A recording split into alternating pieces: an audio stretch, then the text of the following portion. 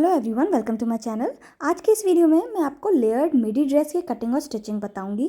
तो इसके लिए मैंने 3.25 मीटर जॉर्जेट का फैब्रिक लिया है और इसकी विड्थ है 42 इंचेस। तो सबसे पहले मैं बॉर्डर्स की कटिंग करूंगी। तो उसके लिए मैंने कपड़ा लिया है, ये कपड़े के अर्ज है, ये कपड़े की लंबाई है और कपड़े का जो अर्ज है देखिए 42 इंच का है। फोल्ड कर रखा है मैंने, एक बार इसको विड्थ वाइज इनके अर्ज में मैंने फोल्ड किया है और ये एक बार हमें इसको लेंथ वाइज भी बिल्कुल सेंटर से इस तरह से फोल्ड कर देना है। यहाँ पे देख सकते हैं कपड़ा हमारा 4 पार्ट्स में है फ्रंट और बैक की कटिंग के लिए। इसकी जो लंबाई आई है वो 16.5 इंच की आई है मार्जिन के साथ। अब ये जो यहाँ पे फोल्डेड वाली साइड है, जो 2 फोल्ड आए हैं, यहाँ से हमें शोल्डर्स के लिए निशान लगाना है। तो शोल्डर्स मेरे मेजरमेंट में है 7 इंच का, तो 7 इंच पे मैंने शोल्डर्स के लिए निशान लगाया। अब यहीं फोल्डेड वाली साइड से 3 इंच पे नेक विड्थ के लिए निशान लगाना है और नेक की जो डेप्थ है वो, बैक वाले नेक की जो डेप्थ है वो मैं 3 इंच की रख रही हूँ, तो 3 इंच पे ही लगाया। और यहाँ पे एक बॉक्स बनाते हुए हमने नेकलाइन का शेप बना लेना है। तो ये बैक पार्ट की नेकलाइन बन गई है। अब ये जो शोल्डर वाली मार्किंग थी, यहाँ से नीचे को 1 इंच यानी कि 1 इंच पे लगाएंगे निशान और नेक विड्थ वाले को ये 1 इंच से मिलाते हुए हमें स्लीव्स के लिए निशान लगाना है। तो यहाँ से मिलाते हुए 13 इंच तक की मैं इसमें स्लीव रख रही हूँ। आपको लंबाई बढ़ानी है तो थोड़ा बढ़ा सकते हैं। तो इस तरह से 13 इंच पे मैंने निशान लगा लिया है और इसको नेक विड्थ पे सीधी लाइन से हमें ज्वाइन कर देना है। और अब ये जो हमने स्लीव के लिए लगाया, यहाँ से नीचे की तरफ को 8 इंच पे हमें इसमें निशान लगाना है और इसको भी इस तरह से सीधा कर देना है। तो यहाँ पे स्लीव का निशान लग गया। अब नीचे फोल्डेड वाली साइड से अंदर को कमर के लिए निशान लगाना है। तो जितनी भी आपकी कमर है उसका चौथाई भाग करिए और उसमें 2 से 2.5 इंच की एक्स्ट्रा लूजिंग ऐड करिए। जैसे मेरी कमर है 30 इंच की, तो उसका चौथाई भाग हुआ 7.5 इंच और मैंने उसमें 2 इंच एक्स्ट्रा लूजिंग ऐड करी है, तो है 9.5 इंच। 9.5 इंच पे मैंने निशान लगाया। अब ये कमर वाले पॉइंट को स्लीव वाले पॉइंट पे हल्का सा घुमाव देते हुए हमें इस तरह से ज्वाइन कर देना है। तो यहाँ पे मार्किंग पूरी हो चुकी है। अब हमें कटिंग करनी है, तो सेम मार्किंग के ऊपर ही हम इसको कट कर लेंगे।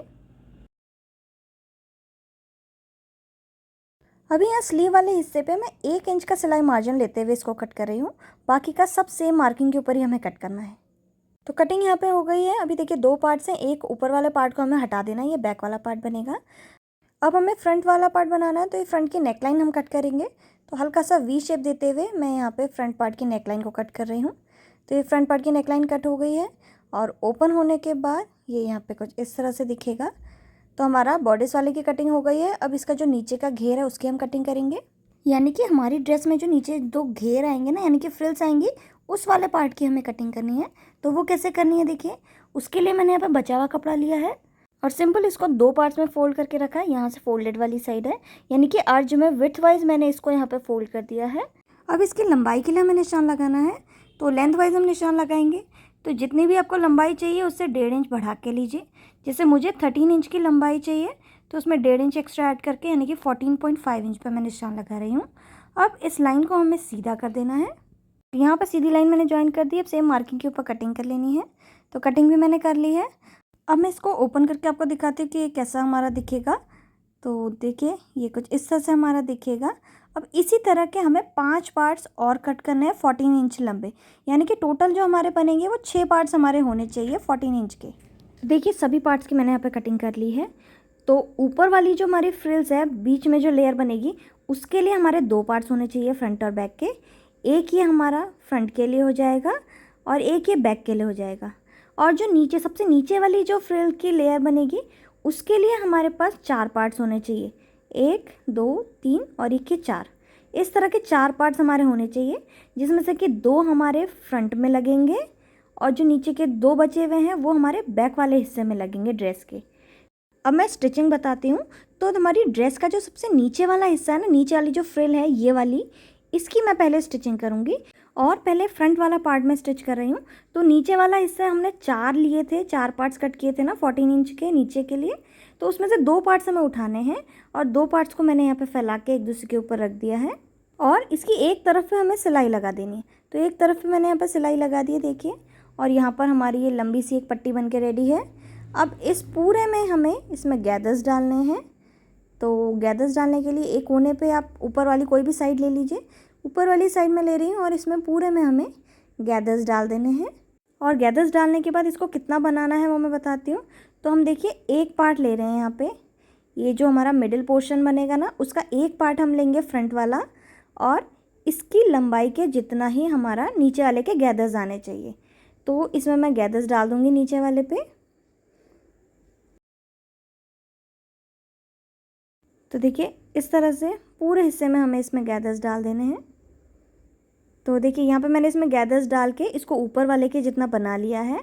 अब इन दोनों को आपस में जॉइन करना है, तो ऊपर वाले को ऐसे पलट के हम रखेंगे और पलट के रखने के बाद इसमें यहाँ पे सिलाई लगा लेनी है।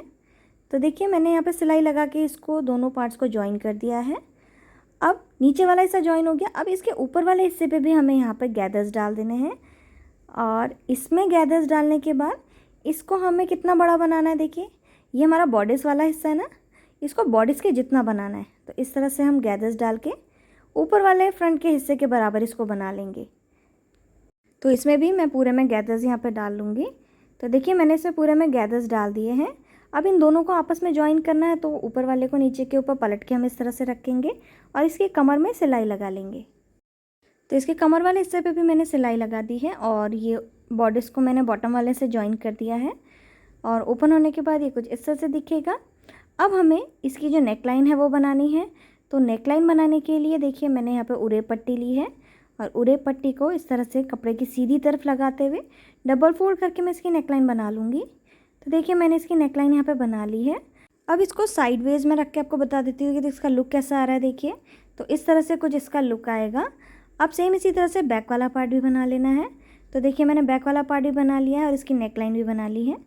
अब दोनों पार्ट्स को एक दूसरे के ऊपर एक मिलाते हुए हम रखेंगे और मिला के रखने के बाद इसका शोल्डर वाला जो हिस्सा है उसमें हमें सिलाई लगा देनी है पूरा यहाँ स्लीव तक नीचे तक। तो इसको सीधा सिलने के बाद इसका जो स्लीव का राउंड आर्म वाला हिस्सा ना, इसको भी हमें सिलाई लगा के डबल फोल्ड कर देना है। तो इनको कैसे सिलना है वो मैं आपको बता देती हूँ। तो देखिए यहाँ पे नेकलाइन से इस तरह से शोल्डर वाला हिस्सा मिलाया और जहाँ तक भी हमारी स्लीव है पूरे को मैं इसमें सिलाई लगा देनी है। तो देखिए मैंने यहाँ पर इसमें सिलाई लगा दी आधा इंच की दूरी पे और इसको सिलने के बाद हम इसको ओपन करेंगे और फिर जो स्लीव का राउंड आर्म वाला हिस्सा है इसको भी इस तरह से करके डबल फोल्ड कर देना है।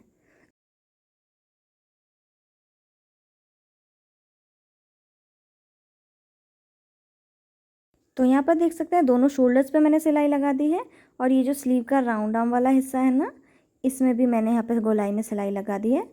अब फ्रंट और बैक के दोनों पार्ट्स को मिलाते हुए रखना है और साइड में फिटिंग की सिलाई लगा लेनी है दोनों तरफ पे। और फिटिंग की सिलाई लगाने के बाद इसका जो बॉटम वाला घेर है इसको भी हमें डबल फोल्ड करके इसमें फिनिशिंग दे देनी है।